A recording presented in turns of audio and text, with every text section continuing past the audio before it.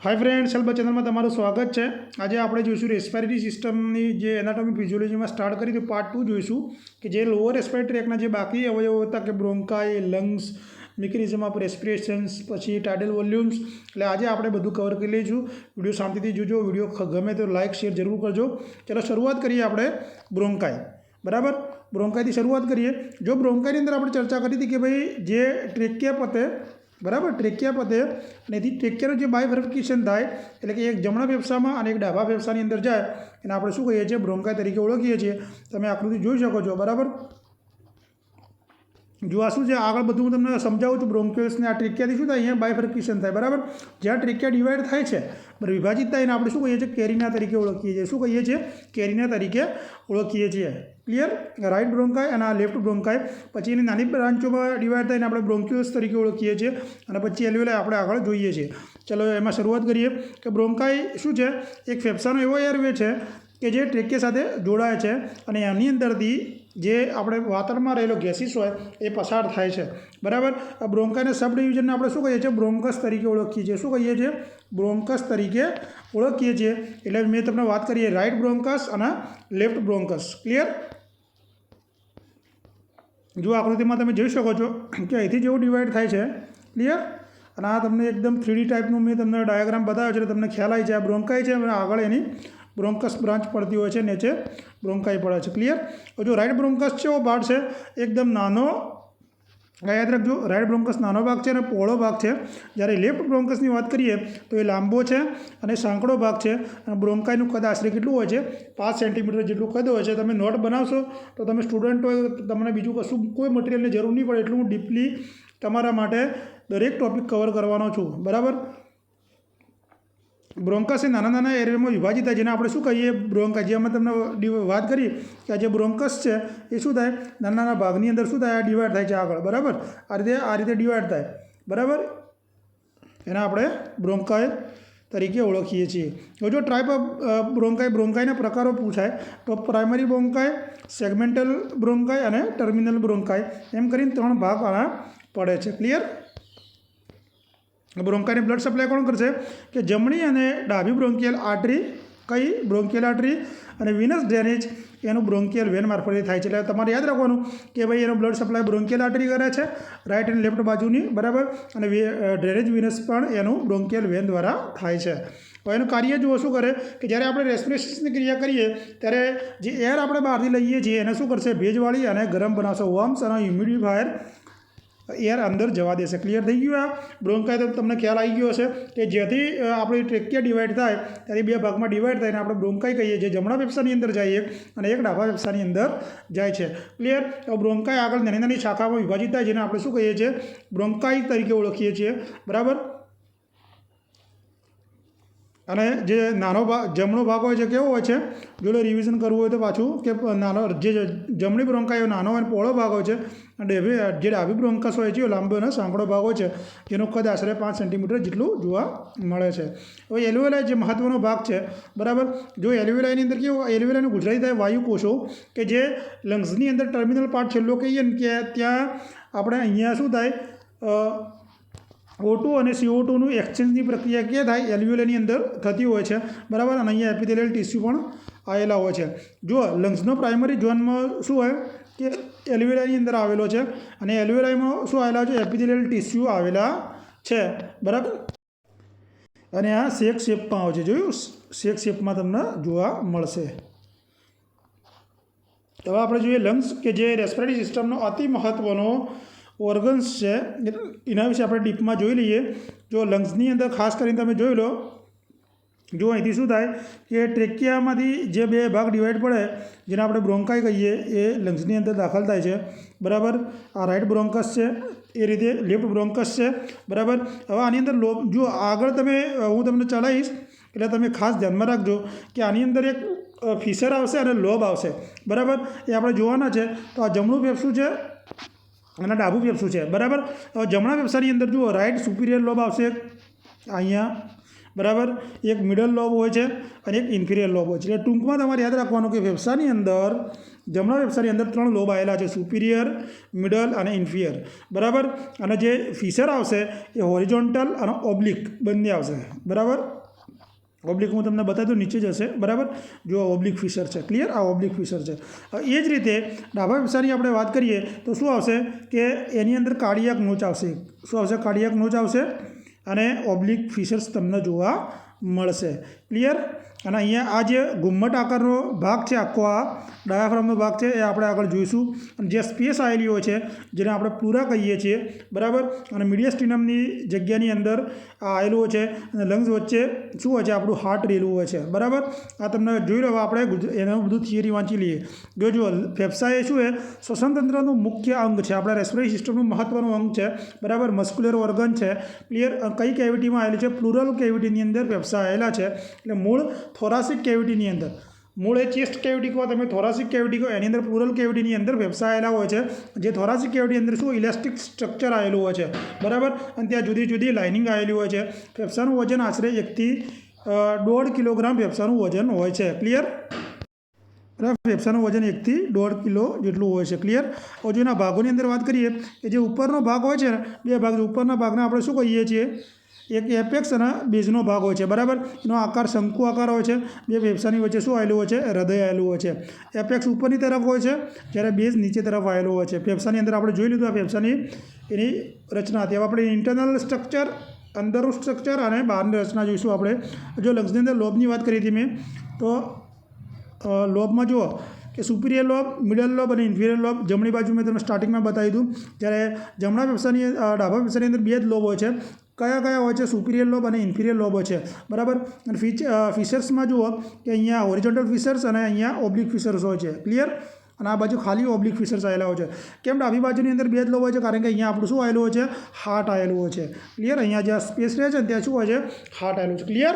એટલે આ ડાબી બાજુ તમારે, જમણી બાજુ 3 લોબ યાદ રાખવાના, જ્યારે આની અંદર 2 લોબ યાદ રાખવાના. કે ડાબી બાજુની અંદર મિડલ લોબ હશે, જ્યારે અહીંયા મિડલ લોબ હશે નહીં. પેલાની અંદર 2 ફિશર યાદ રાખવાના, હોરિઝોન્ટલ અને ઓબ્લિક ફિશર, જ્યારે ડાબી બાજુની અંદર આપણે ઓબ્લિક ફિશર્સ યાદ રાખીશું. ક્લિયર. હવે જુઓ, રાઇટ લોબ્સની અંદર શું હોય કે upper 3 lobe, upper lobe, middle lobe અને લોઅર લોબ, એમ 3 લોબ આવેલા છે.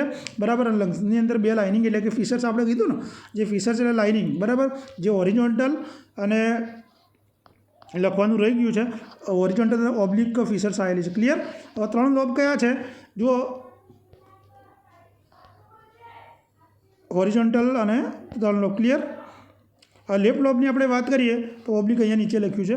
લેફ્ટ લોબની અંદર વાત કરીએ 2 લોબ આવેલા છે, એક અપર લોબ અને બીજું લોઅર લોબ આવેલું છે, અને એક ઓબ્લિક લાઇનિંગ એટલે કે ફિશર્સ આવેલું છે. ક્લિયર થઈ ગયું ફેફસાની અંદર આટલા સુધી. હવે આપણે એના સ્ટ્રક્ચરમાં જઈએ. ક્લિયર. હવે જો લંગ્સ તો લગભગ તમારા જીએનએમમાં અથવા બીએસસી કરતા હોય તો પણ તમને આ ક્વેશ્ચન પૂછાય છે. બરાબર, ઇન્ટરનલ સ્ટ્રક્ચરની આપણે વાત કરીએ કે જે ઇન્ટરનલ સ્ટ્રક્ચર એટલે આપણે બ્રોન્ક્યુલ્સ અને એ બધું જોવાનું છે. બરાબર, જો આની અંદર શું, આ ટર્મિનલ બ્રોન્ક્યુલ્સ છે. બરાબર, પછી અહીંયા આની અંદર સ્મૂથ મસલ્સ આવેલા હોય છે અહીંયા. ક્લિયર. અને આ રેસ્પિરેટરી બ્રોન્ક્યુલ્સ આવેલા હોય છે. હવે જો જે આર્ટરી હોય છે, ખાસ કરીને આમાં યાદ રાખવાનું છે તમારે કે અહીંયા આપણે અપાજ છે ને, પલ્મોનરી વેન્સની અંદર પ્યોર બ્લડ હોય છે, જ્યારે પલ્મોનરી આર્ટરીની અંદર ઇમ્પ્યોર બ્લડ હોય છે. એટલે આ 2 આર્ટરીઓ છે. બરાબર, જેની અંદર ઓક્સિજનેટેડ બ્લડ હોય છે અને જેને પલ્મોનરી વેન કહીએ છીએ, જેની અંદર ડીઓક્સિજનેટેડ બ્લડ હોય છે, જેને આપણે પલ્મોનરી આર્ટરી તરીકે ઓળખીએ છીએ. એટલે આ ઇન્ટરનલ સ્ટ્રક્ચર જોઈ લો. આ જો એલ્યુલર શેક જે આપણે જોયું કે શેક આકારનું હોય છે, એલ્યુલર શેક છે આખી, કે જ્યાં આપણે O2 અને CO2ની એક્શનની પ્રક્રિયા થાય છે. અને લાસ્ટની અંદર એલ્યુલર ડક્ટ આવેલી હોય છે. અને આ એલ્યુલસ છે બધા, અને આ કેપિલરીઝ છે. આ શું છે? જે આપણી વેસલ્સ નાનામાં નાની જે બ્રાન્ચ બને એને આપણે શું કહીએ છીએ? કેપિલરી તરીકે ઓળખીએ છીએ. બરાબર, આર્ટરી અને વેનનું ઝુમખું, જેને આપણે કેપિલરીઝ તરીકે ઓળખીએ છીએ. અને જે આ એલ્યુલાઈની અંદર જે નાના નાના છિદ્રો આવેલા છે, જેને આપણે શું કહીએ છીએ? એલ્યુલર પોર્સ તરીકે આપણે ઓળખીએ છીએ. બધાને આટલા સુધી ખબર પડી ગઈ છે. ચલો આગળ જોઈએ. લંગ્સની અંદરની લાઇનિંગ કેવી છે? જો તમને બતાવે, સ્મૂથ મસલ્સ આવેલા હોય છે. ક્લિયર. અને ગોબલેટ સેલ્સ આવેલા હોય છે. એટલે સ્મૂથ મસલ્સ અને ગોબલેટ સેલ્સ શું કરશે? મ્યુસિનનો સ્ત્રાવ કરશે. એટલે ત્યાં મ્યુસિન શું કરશે? ત્યાં વચ્ચે ઘર્ષણ અથવા ફ્રિક્શન થતું અટકાવશે. શું કરશે? ઘર્ષણ થતું અટકાવશે. અને સપાટીને ભીની રાખવામાં મહત્ત્વનો રોલ કોણ કરશે? મ્યુસિન કરશે. બરાબર. લંગ્સ વોલ્યુમ વારંવાર પૂછાય છે એક્ઝામની અંદર.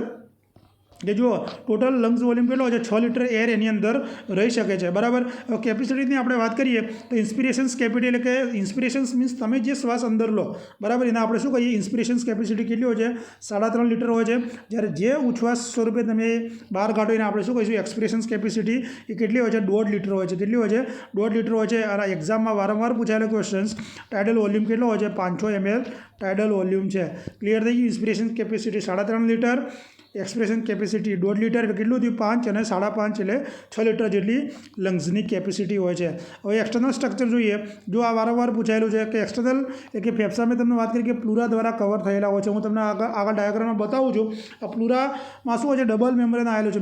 ડબલ મેમ્બ્રેનનું એ લેયર આવેલું હોય છે, પડ આવેલું હોય છે, આખું સ્તર હોય છે. એક પેરાઇટલ પ્લુરા, વિઝરલ પ્લુરા. પેરાઇટલ પ્લુરા એટલે બહારનું આવરણ અને વિઝરલ પ્લુરા એટલે અંદરનું આવરણ. શું હોય છે અંદરનું આવરણ. હવે જો ખાસ કરીને જે પ્લુરા વચ્ચે જે જગ્યા આવેલી હોય છે જેને આપણે પ્લુરલ કેવિટી તરીકે ઓળખીએ છીએ, જ્યાં શું હોય છે પ્લુરલ ફ્લુઇડ પ્રેઝન્ટ હોય છે. શું હોય છે પ્લુરલ ફ્લુઇડ ત્યાં પ્રેઝન્ટ જોવા મળે છે આપણને. ક્લિયર. હવે જો આ પ્લુરા તમે જોઈ લો કે આ જે ભાગ છે એ નોર્મલ પ્લુરા છે. આ જે લંગ્સની આજુબાજુનો ભાગ છે એ પ્લુરાનો છે. આ જે ટિશ્યુનો ભાગ છે બરાબર. અને તમને જે બતાવે છે થીક પ્લુરા આ જે બતાવે છે આખી આ બતાવીએ શું છે થીક પ્લુરાનો ભાગ છે અને વચ્ચે આ હૃદય આવેલું છે બરાબર. એટલે મેં તમને પ્લુરલ કેવિટી કીધું હતું. હવે જો એક્ઝામની અંદર વારંવાર પૂછાય એવો ક્વેશ્ચન્સ કે લંગ્સનો વોલ્યુમ અને કેપેસિટી વારંવાર પૂછે છે બરાબર. હવે જો ટાઇડલ વોલ્યુમ તમે કહો કે જો ગુજરાતીમાં આપણે જોઈએ આગળ કે જે હવા આપણા અંદર દાખલ થાય અને ફેફસામાંથી બહાર નીકળે શ્વાસોશ્વાસ દરમિયાન એક શ્વાસ લઈએ એટલે જે હવા આપણા અંદર દાખલ થાય અને બહાર નીકળે એને આપણે શું કહીએ છીએ tidal volume. Tidal volume normal કેટલો હોય છે 500 ml હોય છે બરાબર. પછી આવે ઇન્સ્પાયરેટરી રિઝર્વ વોલ્યુમ IRV. એટલે આની અંદર શું આવશે કે આની અંદર મેક્ઝિમમ કે આમાં એક્સ્ટ્રા વોલ્યુમ એરનો જે વોલ્યુમ હોય એક્સ્ટ્રા આપણે કરીએ મેક્ઝિમમ ઇન્સ્પાયર કરીએ જેટલો આપણે લઈ શકીએ એટલો તમે લઈ શકો. એને આપણે કહીએ ઇન્સ્પાયરેટરી રિઝર્વ વોલ્યુમ. રિઝર્વ એટલે સંગ્રહ કરી શકો બરાબર. મહત્તમ તમે જેટલી હવા અંદર લઈ શકો એ નોર્મલ એવરેજ વેલ્યુ કેટલી હોય છે 3000 ml બરાબર. હવે ઇન્સ્પાયરેટરી કેપેસિટી એટલે કે મેક્ઝિમમ વોલ્યુમ ઓફ એર બરાબર. હવાનો તમે જેટલો મેક્ઝિમમ વોલ્યુમ ઇન્સ્પાયર કર્યો હોય એ અને નોર્મલી તમે જેટલું એક્સપ્રેશન્સ કરતા હોય એટલે ટૂંકમાં તમે જેટલું એર બહારના વાતાવરણમાંથી હવા લઈ શકો એ નોર્મલ આપણે એક્સપ્રેશન્સ કરીએ એ ટૂંકમાં આનું સૂત્ર છે કે IC બરાબર એટલે કે ઇન્સ્પાયરેટરી કેપેસિટી બરાબર inspire reserve volume plus tidal volume. તો એનું આપણું થાય છે 3500 ml. કારણ કે મેક્ઝિમમ તમે કેટલું લઈ શકો 3000 તમે લઈ શકો છો. ટાઇડલ વોલ્યુમ આપણો કેટલો છે 500 એટલે કેટલું થાય 3500 થાય. હવે એક્સપાયરેટરી રિઝર્વ વોલ્યુમ એટલે શું થાય કે તમે જેટલું એક્સ્ટ્રા વોલ્યુમ અંદર હોય બરાબર એને શું કરો મેક્ઝિમમ જ્યારે કોન્ટ્રાક્શન્સ થાય ત્યારે આપણે ટાઇડલ વોલ્યુમ રેસ્ટિંગની અંદર જે હવા આપણે બહાર કાઢતા હોઈએ છીએ એને આપણે શું કહીશું ERV તરીકે ઓળખીએ છીએ જે 1000 ml હોય છે બરાબર. Residual volume. રેસિડ્યુઅલનો મતલબ થાય વધવું બરાબર. કે ફેફસાની અંદર જેટલી એર મિનિમમ વોલ્યુમમાં વધે એને આપણે શું કહીશું મેક્ઝિમમ રીતે તમે એક્સપ્રેશન્સ કરો મહત્તમ રીતે બહાર કાઢો અને જેટલી વોલ્યુમ એર્સની અંદર વધે ને આપણે કહીએ છીએ RV રેસિડ્યુઅલ વોલ્યુમ જેને આપણે 1200 ml તરીકે 1200 ml નોર્મલ છે. ક્લિયર. હવે આપણે જોઈએ ટાઇડલ વોલ્યુમને. તો ટાઇડલ વોલ્યુમને મેં લખ્યું છે બ્રિધિંગ દરમિયાન ફેફસામાં જે અંદર જાય બહાર જઈને આપણે શું કહીએ છીએ ટાઇડલ વોલ્યુમ જે 500 ml હોય છે બરાબર. રેસિડ્યુઅલ વોલ્યુમ ફેફસાની અંદર જે વોલ્યુમ બાકી રહે બરાબર તમે મેક્ઝિમમ એક્સપ્રેશન્સ કરો અને જે બાકી રહે એને આપણે કહીએ છીએ રેસિડ્યુઅલ વોલ્યુમ જે 1.5 થી 2 લિટર જેટલો હોય છે બરાબર. એટલે ટૂંકની અંદર એવરેજ આપણો 1200 ml હોય છે. કેટલો હોય છે 1200 ml. ક્લિયર. ચલો આગળ જોઈએ રેસ્પિરેટરી રેટ. એડલ્ટની અંદર કેટલો હોય છે રેસ્પિરેટરી રેટ આપણો 16 થી 22 પણ 12થી નીચે જાય તો એને આપણે શું કહીએ છીએ બ્રેડીપનિયા તરીકે ઓળખીએ છીએ. અને 20થી જનરલી ઉપર જાય 22થી ઉપર જેને આપણે ટેકિપનિયા તરીકે ઓળખીએ છીએ. આ જે બધી ટર્મિનોલોજી છે એ જ્યારે હું રેસ્પિરેટરી સિસ્ટમમાં ડિસઓર્ડર સ્ટાર્ટ કરીશ એ વખતે આપણે બધું કવર કરી નાખશું બરાબર. હવે બ્લડ સપ્લાય ઓફ લંગ્સને કોણ બ્લડ સપ્લાય કરે છે તો પલ્મોનરી આર્ટરી, પલ્મોનરી વેન્સ અને બ્રોન્કિયલ આર્ટરી અને વેન્સ દ્વારા થાય છે બરાબર. યાદ રાખજો બ્લડ સપ્લાયનું એક્ઝામમાં પૂછાય છે. ક્લિયર. નર્વ સપ્લાય તો વેગસ નર્વ અને ઓલ્ફેક્ટરી નર્વ દ્વારા થાય છે. ક્લિયર. હવે જો ફેફસાના કાર્યો શું કરે ગેસની આપલે કરે છે. હવે જે મોસ્ટ આઈએમપી ક્વેશ્ચન આપણે જોવાનો છે મિકેનિઝમ ઓફ રેસ્પિરેશન્સ કે એક્ઝામની અંદર વારંવાર પૂછાય છે. ક્લિયર. તો જુઓ હવે એના સ્ટેપ જુઓ કે મિકેનિઝમ ઓફ રેસ્પિરેશન્સ કેટલા રીતે થાય છે. પહેલું inspirations expirations, muscles of respirations, nerve control of respiration અને બ્લડ સપ્લાય ઓફ રેસ્પિરેશન. આ 5 મુદ્દા બહુ જ ઉપયોગી છે કે જીએનએમ કરતા હોય કે બીએસસીની અંદર આ વારંવાર ક્વેશ્ચન પૂછાય છે. કોઈ બી તૈયારી કરતા હશો તો પણ સ્ટાફ નર્સની અંદર પણ પૂછાય છે. ચલો ઇન્સ્પિરેશન વિશે જોઈ લઈએ. ઇન્સ્પિરેશન એટલે શું થાય કે શ્વાસ અંદર લેવો, તો બ્રીથિંગ ઇન. બરાબર. હવે જુઓ, આની અંદર તમારે હું ગુજરાતી કરતો જાઉં છું, નીચે લખેલું જ છે આપણે તો પણ કે આ એક એક્ટિવ પ્રોસેસ છે. બરાબર. શું થાય? મસલ્સ કોન્ટ્રાક્શન્સ થાય એની આ એક્ટિવ પ્રોસેસ છે, જેની અંદર શું થાય, આપણું ડાયાફ્રામ અને ઇન્ટરકોસ્ટલ જે મસલ્સ હોય કે જે ઇન્સ્પિરેશન્સ દરમિયાન જે શ્વાસ લે ત્યારે જે ઇન્ક્લુડ થાય છે એ કોન્ટ્રાક્ટ થાય છે, સંકોચાય છે. ક્લિયર? એક્ટિવ પ્રોસેસ છે. આની અંદર મસલ્સ કોન્ટ્રાક્ટ છે, સંકોચે છે. કયા ડાયાફ્રામ અને ઇન્ટરકોસ્ટલ મસલ્સ. એની મદદથી શું થાય, અપવર્ડ અને આઉટવર્ડ, ઉપરની બાજુ અને બહારની બાજુ વળે છે અથવા બહારની બાજુ જાય છે. બરાબર. અને થોરાસિક કેવિટીની અંદર એક્સપાન્ડ થાય છે. ક્લિયર? અને પ્લુરલ કેવિટી, જે અંદર પ્લુરલ કેવિટીનું જે પ્રેશર હોય એ શું થાય, ઘટે છે. બરાબર. એટલે લંગ્સનું સરફેસ શું થાય, બહારની બાજુ આવે છે. એટલે એલ્વ્યુલર પ્રેશર શું થાય, આની અંદર ઘટાડો થાય અને એટમોસ્ફેરિક જે વાતાવરણીય પ્રેશર્સ હોય એ શું થાય, રસ થતું હોય છે. ક્લિયર? આખી ઇન્સ્પિરેશન્સની પ્રક્રિયા છે. એ તમારે યાદ રાખવાનું કે જ્યારે તમે શ્વાસ અંદર લો ત્યારે શું થાય કે જે આપણા મસલ્સ અંદર મહત્ત્વનો ભાગ ભજવે, ઇન્ટરકોસ્ટલ મસલ્સ અને ડાયાફ્રામ, બરાબર, એ કોન્ટ્રાક્ટ થાય. બરાબર. ખાસ સંકોચાય. બ્રિથિંગની અંદર શું થાય, એ સંકોચાશે. પરિણામે શું થાય કે એ ઉપરની બાજુ અને બહારની બાજુ જશે અને પ્લુરલ કેવિટી અંદર હોય એનું શું પ્રેશર ઘટશે અને લંગ્સની સરફેસ પણ બહારની બાજુ આવશે. ક્લિયર? જો ગુજરાતીમાં મેં લખ્યું છે કે ઇન્સ્પિરેશન્સ દરમિયાન ટોટલ ઓક્સિજન 3 લિટર જેટલો આપણે અંદર લઈ શકીએ. બરાબર. હવે રેસ્પિરેશનના કારણે જો બહારનું પ્રેશર વધે એટલે એની સાઇઝ, ફેફસાની સાઇઝ 40 થી 50 સેન્ટીમીટર જેટલી વધતી હોય છે અને ઇન્ટરકોસ્ટલ સ્પેસની અંદર પણ વધારો થાય છે. આવી લાઇનિંગ તમે યાદ રાખજો. એક્સપિરેશન્સની વાત કરો કે પેલી ઇન્સ્પિરેશન્સ એક્ટિવ પ્રોસેસ છે, જ્યારે આ કેવું છે, પેસિવ પ્રોસેસ છે. આની અંદર કોઈ મસલ્સ કોન્ટ્રાક્શનની જરૂર છે નહીં. બરાબર. આમાં શું થાય કે પેલામાં ડાયાફ્રામ્સ અને જે ઇન્ટરકોસ્ટલ મસલ્સ હતા એ કોન્ટ્રાક્ટ થતા, સંકોચાતા હતા.